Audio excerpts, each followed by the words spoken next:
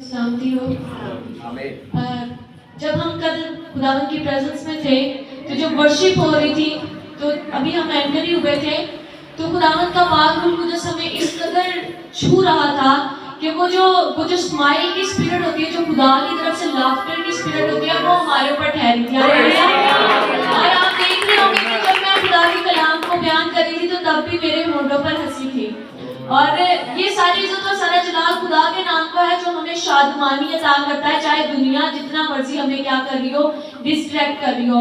اور جب ہم دعا کو ختم کر چکے تو اس کے بعد سدرا باجی میرے ساتھ شیئر کر رہی تھی کہ آج آپ کے اندر جو ہے نا وہ خدا کے خادم کی روح آئی ہوئی تھی۔ تو میں نے کہا یہ وہ والی روح ہے جو وہ دعا اور روزہ میں ٹھہر کر ان پر پاک روح آتا ہے، آج وہی دعا اور روزہ میں ٹھہر کر ہمیں بھی وہی پاک روح جو تھا وہ استعمال کر رہا تھا۔ ہاللیلویا۔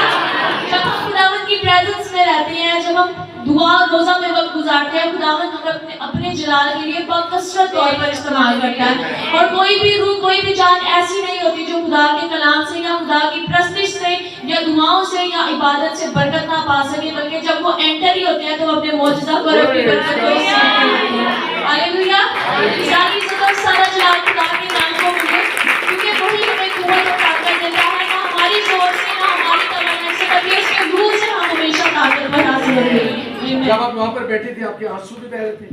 میں ابھی رات کو خدا کے خادم کے ساتھ شیئر کر رہی تھی کہ اس طرح میرے ساتھ پہلے کبھی نہیں ہوا، لیکن جب سے ہم دعا اور روزہ میں ٹھہر رہے ہیں تو جب بھی میں پرے کے لیے جب بھی ہم 9 سے 10 بجے تک یہاں گھر میں جب بھی میں پرے کرتی ہوں تو میرے آنسو نہیں رکتے۔ یعنی کہ اس قدر خداوند کی پریزنس ہوتی ہے کہ جب میں دعا کرنا شروع کرتی ہوں تو میرے آنسو بہنا شروع ہو جاتے ہیں۔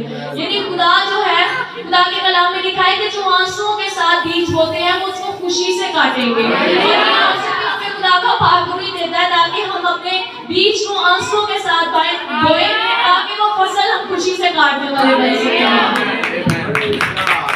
زوردار آنسو ایسے نہیں رہتے جب تک اندر دل سے درد نہ ہو۔ کل جتنی بیٹیوں پر ہم نے دعا کی ہے، میں نے کسی ایک کو بھی نہیں دیکھا کہ جس کے آنسو نہ بہتے ہو۔ جتنی بیٹیوں کے اوپر ہم نے دعا کی ہے، ساری بیٹیاں زار زار رو رہی تھی۔ تو میں نے کہا خداوند یہ آج حنا کی طرح ان کی دعا تیرے حضور میں پہنچ گئی اور خدا یہ بلیسڈ ہو چکی ہے، یہ برکت پا چکی ہے۔ اور میں سب کچھ کو دیکھ رہا تھا، میں یہ سمجھتا ہوں کہ دعا روزہ اور یہ ہماری ڈائریکشن کو تبدیل کر دیتا ہے، ہماری غلط ڈائریکشن کو یہ سیدھی طرف لے چلتا ہے۔ کیونکہ جب ہم یہ بھوک پیاس سب کچھ خدا کے حضور میں محسوس کرتے ہیں تو پھر خدا ہماری زندگیوں کے اندر انٹرفیئر، اس کو کہتے ہیں کہ خدا کو اجازت دینا کہ میری زندگی میں مداخلت کر۔ کیا کہنا؟ خدا کو میری زندگی میں مداخلت کر، انٹرفیئرنس کر، یعنی تو جو چاہتا ہے وہ میری زندگی میں کرنا شروع کر۔ اس کا مطلب یہ ہوتا ہے روحانی عبادت، اسپرچول عبادت کا مطلب یہ ہوتا ہے، یہ جو عام بیٹھ جانے کی بات ہوتی ہے نا، ہم لوگ آگے چرچ پہرے دن سب ٹھیک ہے، اچھا سب ٹھیک ہے، اپنی توجہ کا مرکز خدا نہیں بنانا، یسوع کو اپنا توجہ کا مرکز نہیں بنانا۔ اسی ہور گلاں چ بہ رہنا ہے، جویں سی گھر اوویں سی چرچ۔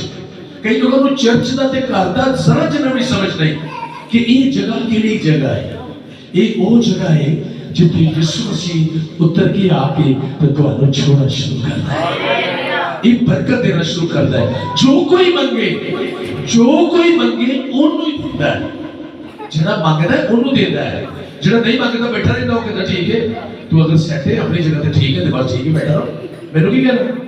خدا زبردستی نہیں کرتا جب تک آپ اس کو نہیں کہتے کہ میری زندگی میں مداخلت کر، میں تیری طرف انسان ہوں۔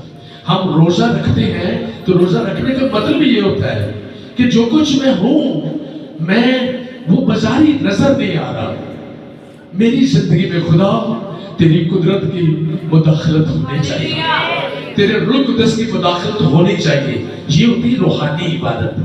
روحانی عبادت کا مطلب یہ ہوتا ہے جو آپ کلام سنا بھول گئے، آپ کو کچھ بھی پتہ نہیں ہے، تو میں آپ سب کو بتاؤں ہم سب نے اپنے آپ کو اس طرح سے کلام کے وسیلہ سے چینج کرنا ہے، دعا کے وسیلہ سے۔ اور اس لیے ساری ٹیم نے روزہ رکھا ہے، دعائیں کی ہیں، और मैं समझता हूँ कि 21 दिन के अंदर अंदर जितनी बातें आएंगी उनमें खुदा की कुदरत बड़े जोर से काम करेगी और आपके लिए हर इबादत बड़ी स्पेशल है। जब तक 21 दिन पूरे नहीं होते, इबादतें तो सब स्पेशल रहती भी हैं और होती भी है, लेकिन ये दुआ रोजा के अंदर बैठ कर बच्चे भी, बेटियां भी दुआ करते हैं, रोजा रखते हैं, पास्टर भी सारे रखते हैं और सब रखते हैं और हम सब रोजे में ठहरते हैं। तो इसका मतलब होता है कि हम ठीक डायरेक्शन को तलाश करते हैं रूह कुदस में, तो रूह कुदस हमें गाइड करता है। हालेलुया। तो मैं आपसे फिर से कहता हूँ प्यारी बेटियों, आप ईमान रखो। आपका जो कुछ ईमान है, आपके ईमान के मुताबिक यीशु ने आपकी जिंदगी में वो कर दिया है। हालेलुया। आइए दुआ करेंगे कलाम के लिए अपने हाथों को उठाएं।